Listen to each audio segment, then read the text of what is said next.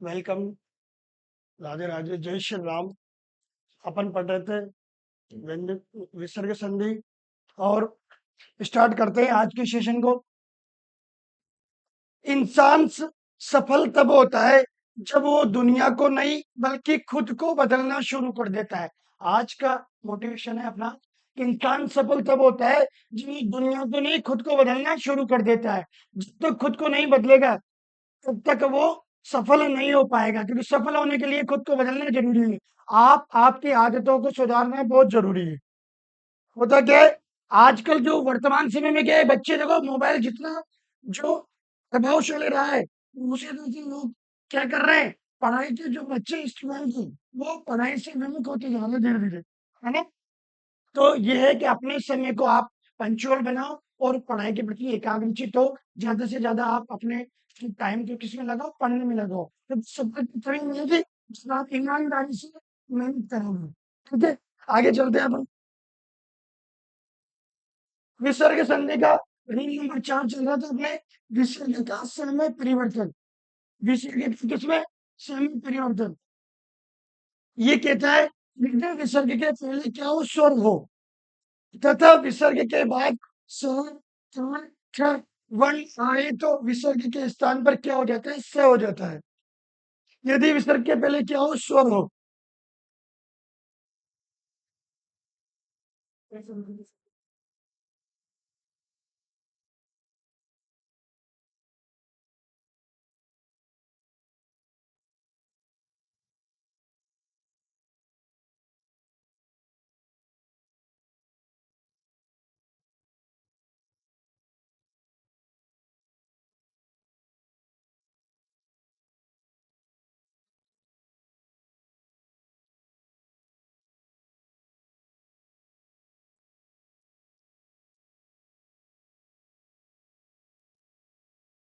यदि विसर्ग के पहले क्या हो, स्वर हो, और विसर्ग के बाद स त थ वर्ण हो तो विसर्ग के स्थान पर क्या हो जाता है, स हो जाता है।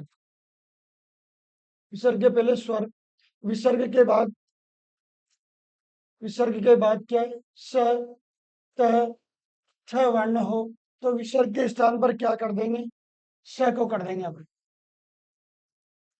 देखो आप, डू प्लस साहस, उदाहरण है अपने पास। ये डू,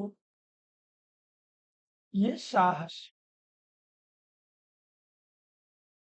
विसर्ग के पहले क्या आ रहा है, द में क्या है, देखो आप अलग अलग करते हैं। द में क्या है, ऊ क्या है, स्वर।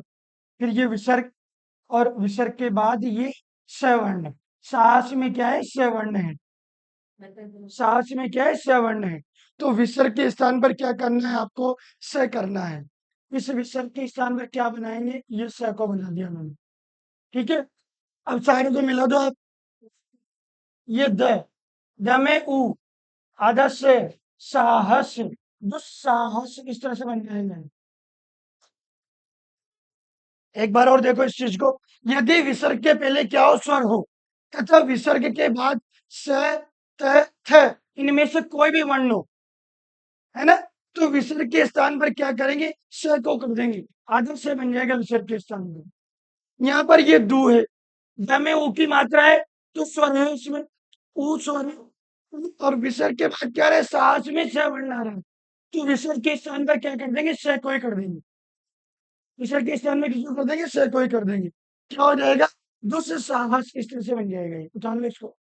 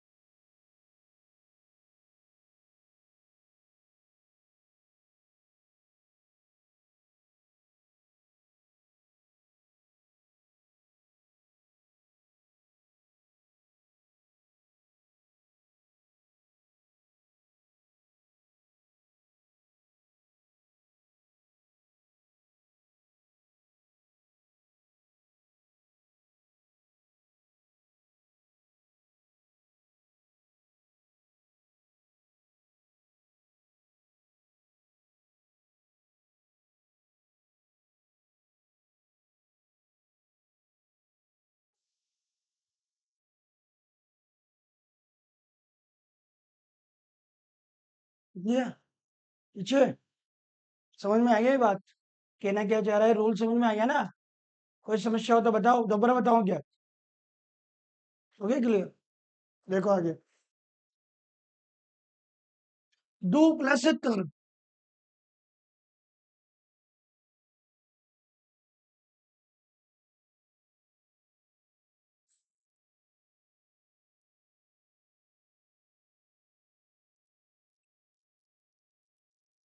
दो प्लस कर। आगे क्या आ रहा है? द में ऊ स्वर आ रहा है, अलग अलग कर दो इसको, देख लो आप। ये मैंने अलग कर दिया, ऊ स्वर है ना? ये विसर्ग। विसर्ग के बाद क्या आ रहा है? तर में तय वर्ण आ रहा है। नियम भी ये कहता है अपना कि आगे विसर्ग के पहले स्वर हो और विसर्ग के बाद स त थ इनमें से वर्ण हो। तय वर्ण आ रहा है तो विसर्ग के स्थान पर क्या कर दूंगा मैं? ये आदत से बना दिया मैंने। मिला दो आप इनको। दुस्तर इस तरह से बन जाएगा ये। ठीक है। अगला देखो आप। नमः प्लस ते।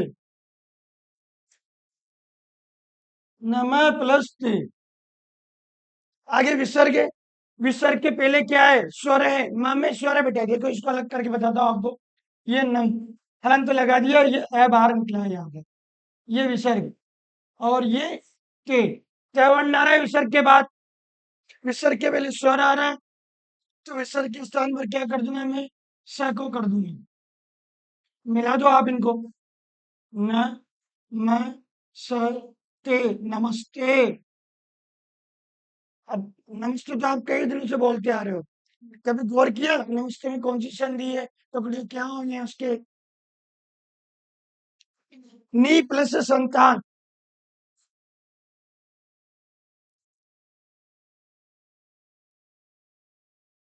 नी प्लस संतान। वही देखो अलग करते हैं। नाम में क्या है? छोटा ई की मात्रा लग रही ना, तो ई स्वर है।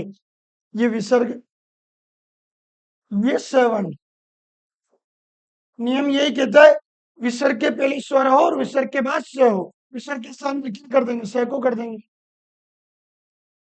मिला दो आप इनको। नियम में वही मात्रा लगा दो वापस। नी से संतान, निसंतान। इस तरह से बन जाएगा निसंतान। देखो आप। नी प्लस संग। ये नी प्लस संग। न के वही आगे स्वर है, न में ई स्वर है ना? और विसर्ग के बाद श्रवण। विसर्ग का बना दिया मैंने स। सारों को मिलाएंगे। निसंग। इस तरह से उतार लो इसको।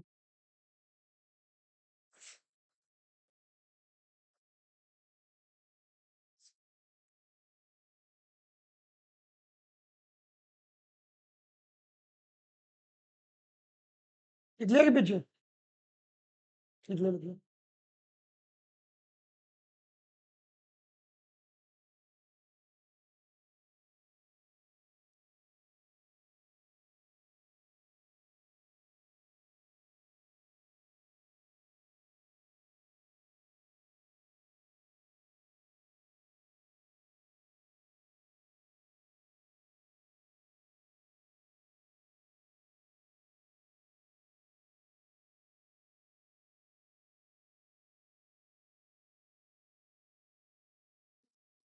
रूल नंबर 5 क्या कहता है? विसर्ग का परिवर्तन न होना। यदि विसर्ग के पहले अ या आ हो तथा बाद में क ख प फ वर्ण आए तो विसर्ग का विसर्ग ही रह जाता है। विसर्ग का क्या? विसर्ग ही रह जाता है। परिवर्तन कुछ भी नहीं होता है। कौन से वर्ण आए? क ख प फ ये वर्ण आना चाहिए पीछे। आगे क्या आना चाहिए? ए या आओ। ए या आओ। उसके बाद विसर्ग और विसर्ग के बाद क ख प फ इनमें से कोई वर्ण हो तो क्या करेंगे? विसर्ग का विसर्ग ही रख देंगे। देखो आप। प्रातः प्लस काल। प्रातः प्लस काल।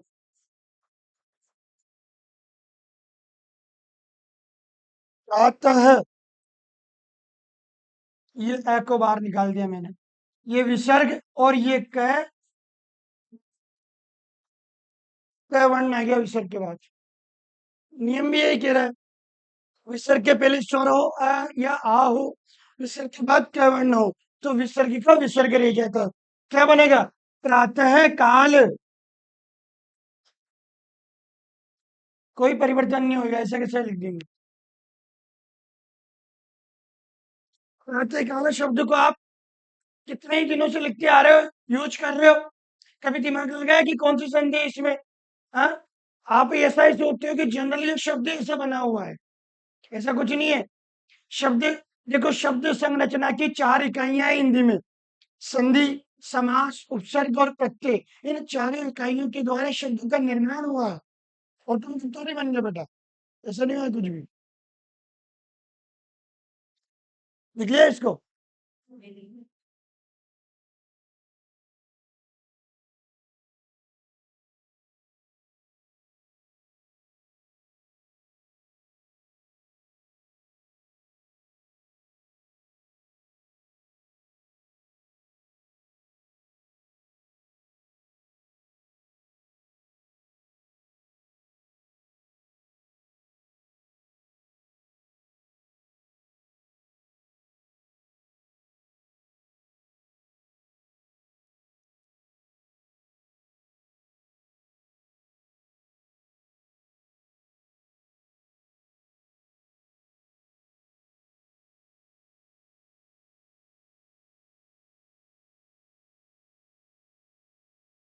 बढ़िया, अच्छा रजिस्टर बना लेना और उसमें लिखना इनको।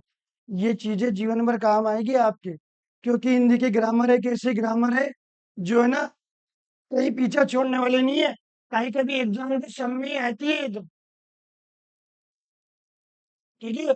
तो जो नोट्स बनाए ना आप, इनको अच्छा सा ढंग से बनाना थोड़ा सा। एसटीसी का एग्जाम देने के बाद रीट का एग्जाम दोगे आप। रीट में लैंग्वेज लोगे हिंदी, है ना?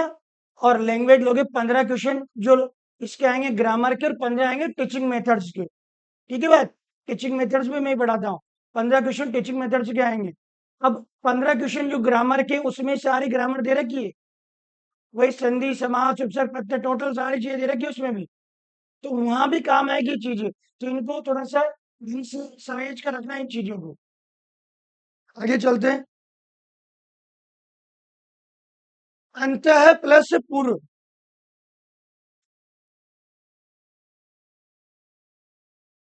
अंतः प्लस पूर्व। विसर्ग, विसर्ग के पहले अंतः में से अलग कर लेंगे, ये अ अलग हो चुका है, ये विसर्ग, और ये पैवर्ण। पूर्व में पैवर्ण। विसर्ग के पहले क्या आ रहा है? अ या आ। विसर्ग के बाद क्या आ रहा है? पैवर्ण आ रहा है। तो विसर्ग के स्थान पर विसर्ग ही रहेगा, कोई परिवर्तन नहीं होगा। कैसे लिखेंगे इसको? अंतःपुर, ऐसे कैसे लिख देंगे? अच्छा, अंतःपुर का अर्थ क्या होता है बताओ आप? अंतःपुर शब्द का अर्थ क्या होता है? एकल वर्ड है ये, और एग्जाम में पूछ दिया गया है। अंतःपुर किसे कहा जाता है? महल का वह भाग जहां रानियां निवास करती है, उसे अंतःपुर कहा जाता है। आगे बात समझ में? महल का वह भाग जहां पर कौन, रानियां निवास करती है, उसे अंतःपुर कहा जाता है। रानियों के लिए महलों में अलग स्थान बना जाता था, वहां पुरुष का प्रवेश वर्जित रहता था।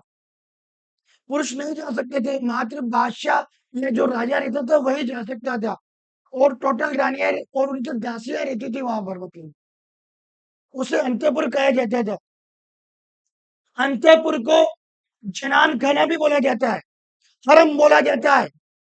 अंतःपुर को हरम, जनान खाना, रनिवास, रनिवास भी बोला जाता है। तीनों बचे शब्द अंतःपुर के: रनिवास, जनान खाना, हरम। ये तीनों अच्छी याद रहेगा ना? रही बची भी, देखो यहाँ से अब टॉपिक क्या चल रहा है अपने, संधि का। उदाहरण कहेगा संधि का। पहुंच कहाँ जाती है? पर्यायवाची के ऊपर। एक पर्यायवाची के अलावा दूसरी चीज क्या है? एकल वर्ड। महल का वो भाग जहाँ रानियां निवास करती है उसे क्या कहेंगे? अंतपुर कहेंगे, एकल वर्ड। ठीक है।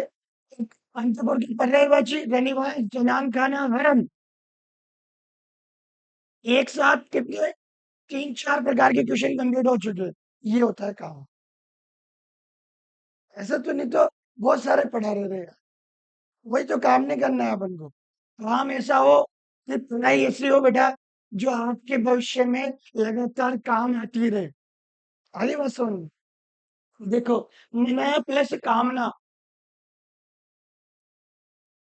मन प्लस कामना।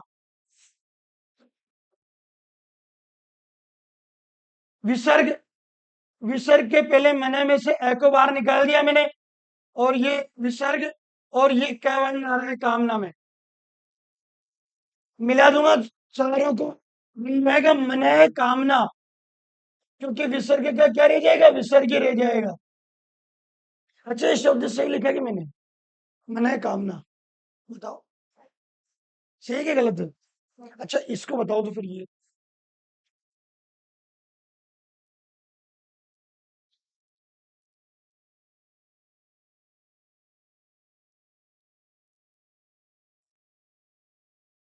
कैसे सही?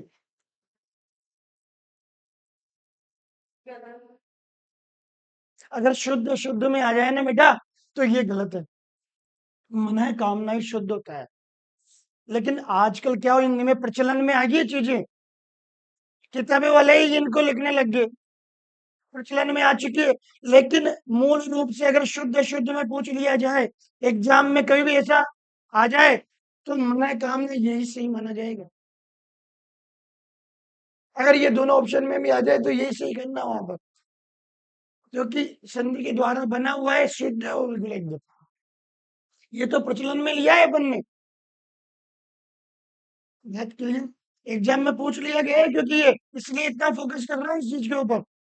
जो क्वेश्चन एग्जाम में पूछ लिए गए, उन क्वेश्चन फोकस करता हूं मैं उन चीजों को। क्यों? क्योंकि होता क्या है बेटा, कंपटीशन लेवल पर क्वेश्चन रिपीट बहुत होते हैं। मतलब कोई बड़े कंपटीशन में कोई क्वेश्चन आ गया तो छोटे कंपटीशन में रिपीट कर दिया जाता है उसको।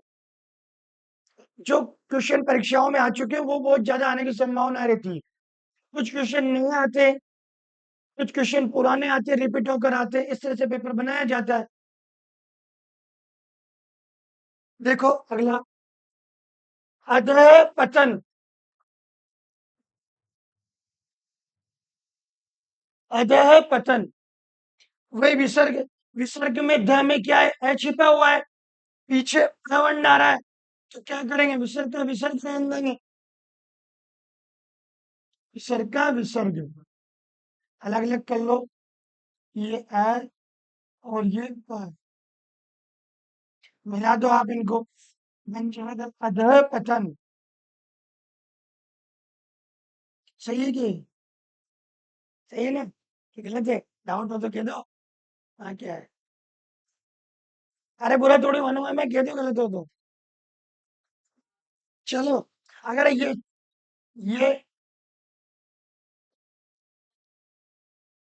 ये शब्द, इसका प्रयोग करते हो आप लोग अधिकतर। अधो पतन है, इसी को करते हो ना? अरे किताबें वाले ही करने लगे इनको। आप क्या, किताबें वाले ही करने लगे, बहुत सी बुक्स वाले ही छापने लगे। अशुद्ध बेटा ये, अशुद्ध शब्द है। अगर एग्जाम में आ जाए इसी को सही माना जाएगा, वहां नहीं मानेगा इसको। बात क्लियर? अंत है कथा।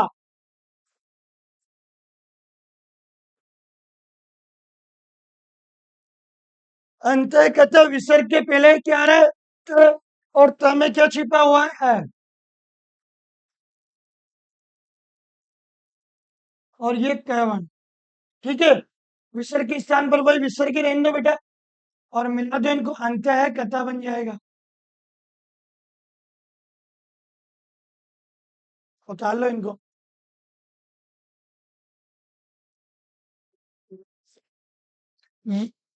इसको कई बार पूछ लिया एग्जाम में बेटा, मैंने कामना को पूछ लिया, अधो पतन को पूछ लिया, अंतपुर को पूछ लिया। ये चार एग्जाम में पूछे गए क्वेश्चन है। अब चाहे वो शुद्ध शुद्ध में पूछे, चाहे वो संधि में पूछे, चाहे वो एकलवाड़ में पूछे, काय में पूछे, अपन हर तरह से तैयार है।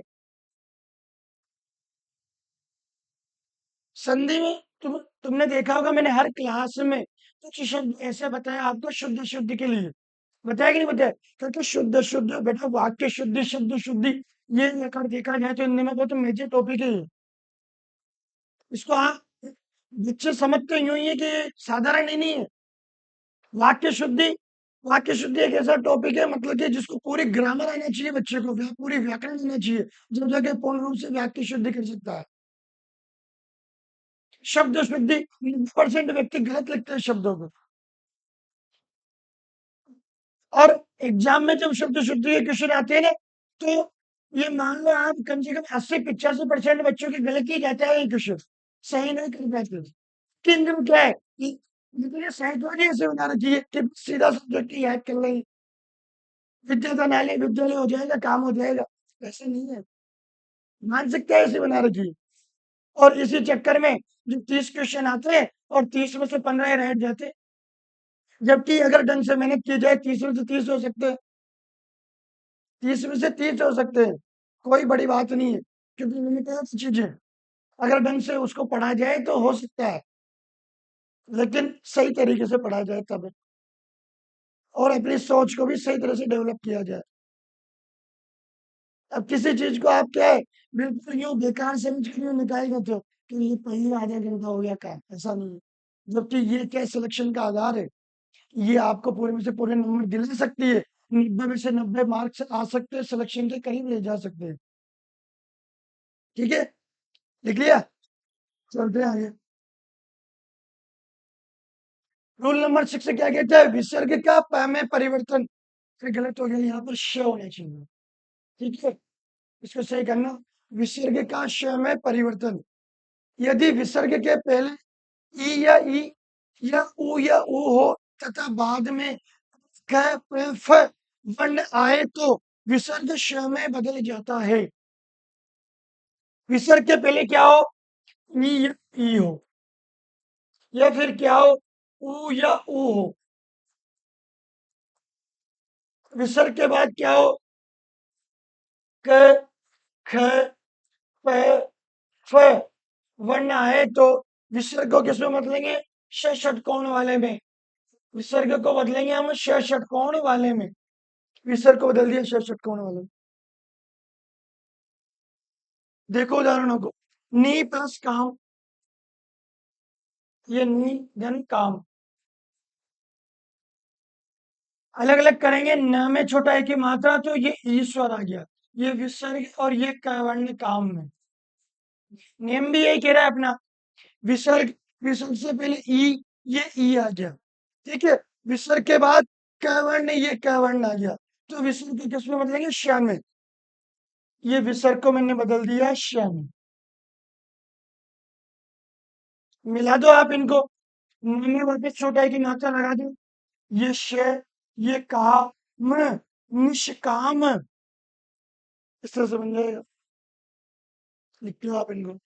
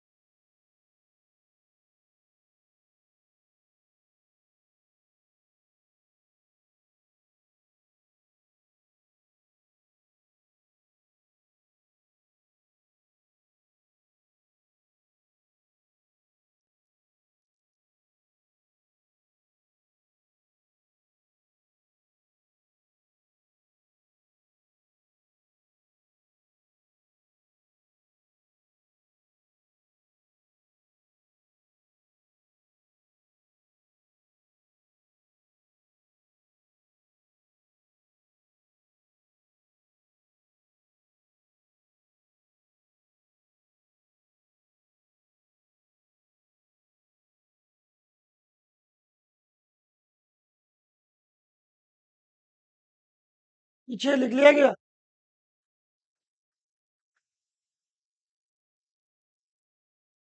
देखो, दू प्लस परिणाम, दू प्लस परिणाम,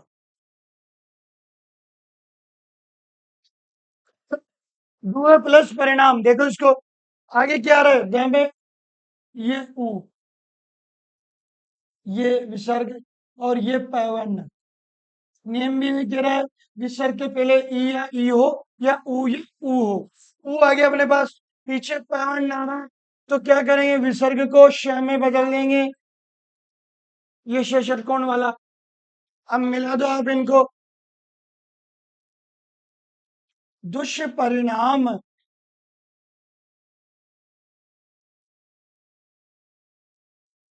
ठीक है। आगे देखो, दो प्लस फल,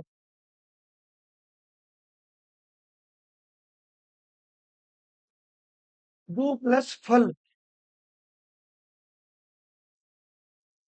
ये द अलग कर दिया, ये ऊ, ये विसर्ग और ये फ वर्ण, विसर्ग का बन जाएगा श।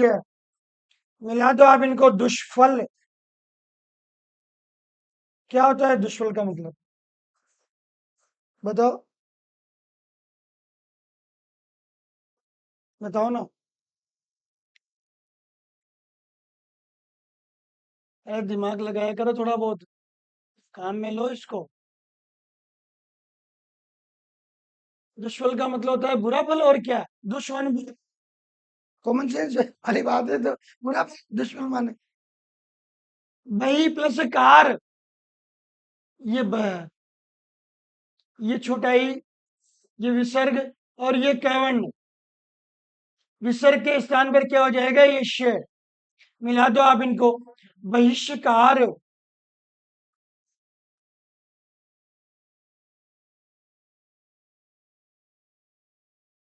डाल लो इनको, ये पीछे।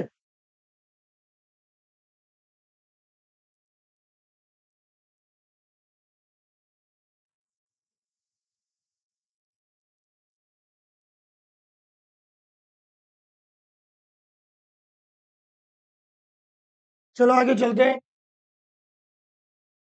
नी प्लस क्रमण, ये नी, ये प्लस क्रमण, देखो आप इनको, विसर्ग के पहले क्या आ रहा है, ये ई, ये विसर्ग और ये क्र, मतलब कि कैवर्ण, विसर्ग के स्थान पर क्या कर दूंगा मैं, ये श। मिला दो आप इनको, क्या बन जाएगा, निष्क्रमण।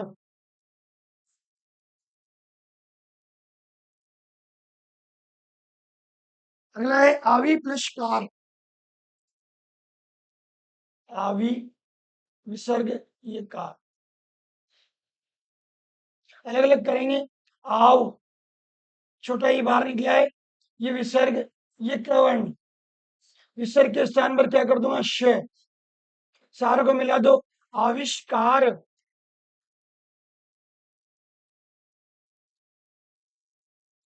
आविष्कार इस तरह से बन जाएगा।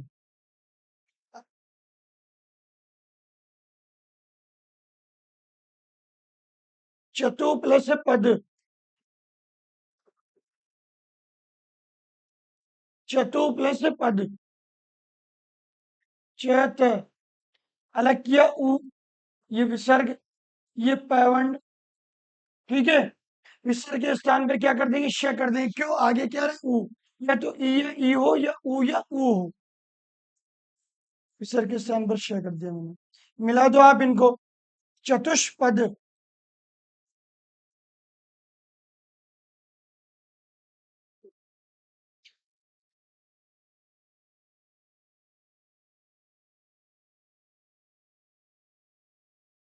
चतु प्लस काष्ट,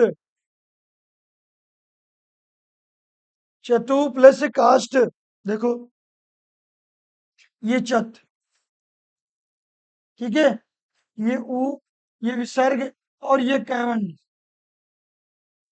विसर्ग के पहले उ आ रहा है, विसर्ग के बाद कैवर्ण आ रहा है, विसर्ग के स्थान पर क्या कर दूंगा, श।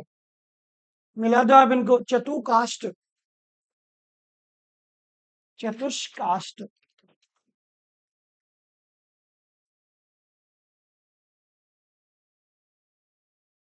चतुष्काष्ट क्या होता है? चतुष्काष्ट का अर्थ लिख रखा है मैंने। चौखट, चौखट होता है चतुष्काष्ट का अर्थ। चौखट को हिंदी में, शुद्ध हिंदी में चतुष्काष्ट बोलते हैं। ठीक है ना बात? डालो इनको, पीछे लिख लिया। चलो आगे चलते हैं। रूल नंबर 7 क्या कह रहा है? विसर्ग का श में परिवर्तन, श शल्यम वाले में। यदि विसर्ग के पहले क्या हो? स्वर हो। यदि विसर्ग के पहले स्वर हो और विसर्ग के बाद श, च, छ वर्ण आए, विसर्ग के बाद श, च, छ वर्ण आए, तो विसर्ग के स्थान पर क्या करना है? मेरे को श शल्यम वाला बनाना है। विसर्ग के पहले, विसर्ग के पहले स्वर हो और विसर्ग के बाद श, च, छ वर्ण आए, तो विसर्ग को क्या बनना है? श बनाना है अपन को। लिख लो इसको। देखो विसर्ग संधि ज्यादा बड़ी नहीं है।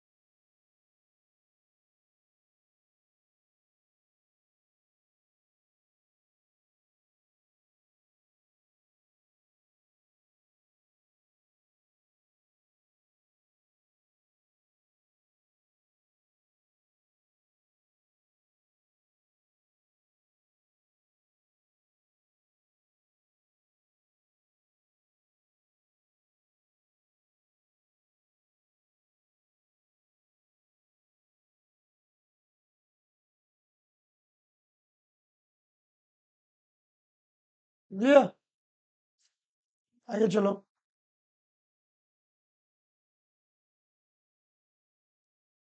अंत प्लस चेतना, ये अंत और ये चेतना।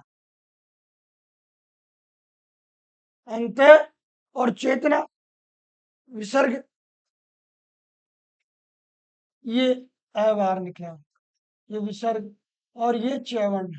ठीक है। विसर्ग के स्थान पर क्या करेंगे अपन? श को करेंगे। ये श कर दिया मैंने। विसर्ग के पहले क्या आ रहा है? स्वर आ रहा है ना? विसर्ग के बाद क्या आ रहा है? च्यवर्ण आ रहा है। तो विसर्ग के स्थान पर श को कर देंगे, सहारों को मिला देंगे। अंतिश चेतना।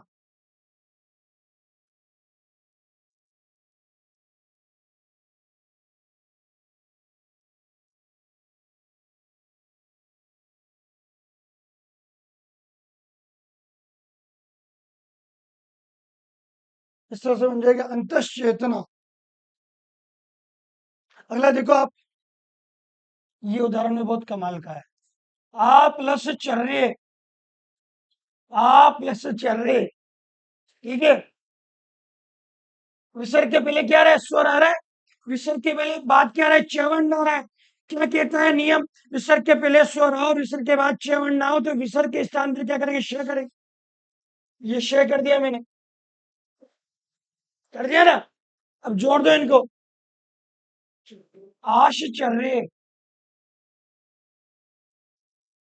है ना कमाल का उदाहरण? कभी सोचा था कि आश्चर्य के टुकड़े कर पाओगे आप? कभी किए थे क्या? कोशिश की थी क्या कभी? इतना दिमाग में नहीं आता है ना, क्या करे? नी प्लस छह, नी प्लस छह, ये न में से E1, ये विसर्ग और ये छह। विसर्ग के पहले क्या आ रहा है? स्वर आ रहा है बेटा। विसर्ग के बाद च्यवर्ण आ रहा है, तो विसर्ग के स्थान में क्या करेंगे? श को कर देंगे। निश्चय।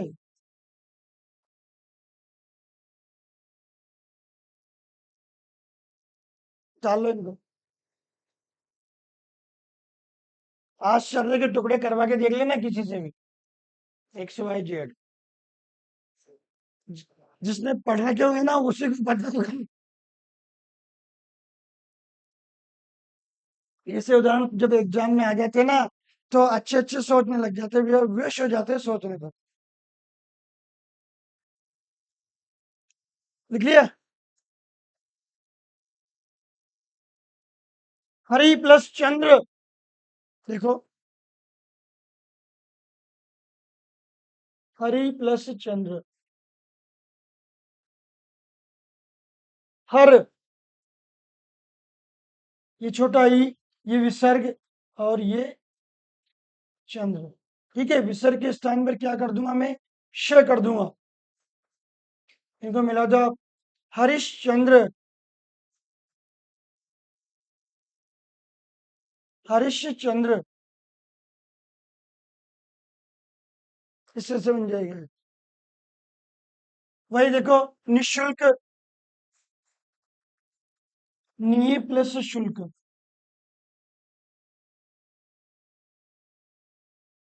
विसर्ग के पहले ई वर्ण आ रहा है, स्वर आ रहा है, विसर्ग के बाद श वर्ण आ रहा है।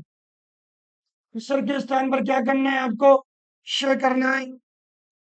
ठीक है, मिला दो आप इनको, क्या बोलेगा, निशुल्क। कभी कभी कुछ बच्चों के माइंड में आ जाता है, सर ये सही है या वो सही है। यहाँ बैठे उनके भी आ रहा है किसी किसी को, ऑफलाइन विद्यार्थी जो सोच रहे हैं उनके भी आ रहा है किसी के माइंड में, दोनों सही है वो। अच्छा, दोनों सही है, ये भी सही है, और अगर विसर्ग लगा के उस तरह से लिख दो तब भी सही है। अगर विसर्ग लगाते हो आप तो फिर श नहीं लिखोगे आप। ठीक है, क्योंकि विसर्ग के स्थान पर ही श आया है वो, विसर्ग नहीं लगे तो श लिखना पड़ेगा आपको वहां पर। क्लियर बात। अब बहुत से यूं भी लिख देते हैं, निशुल्क, निशुल्क पुस्तकें वितरण करने हेतु, गलती है, इस तरह से मत लिख देना, गलत है। या तो फिर इस तरह से, निशुल्क, विसर्ग लगा के इस तरह से लिख दो, इस तरह से, दोनों तरह से राइट। क्लियर। इसको देखो, दो प्लस शासन,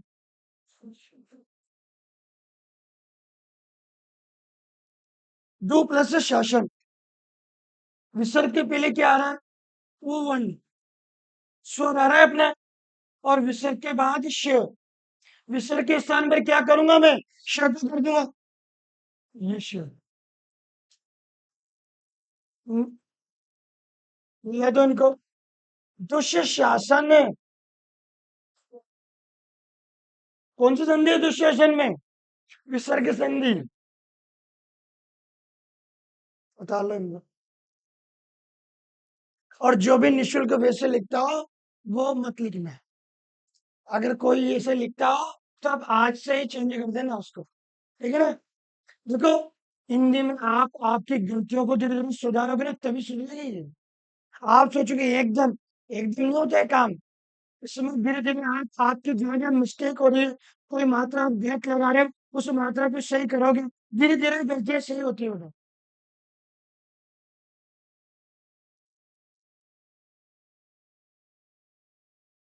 क्लियर। पीछे,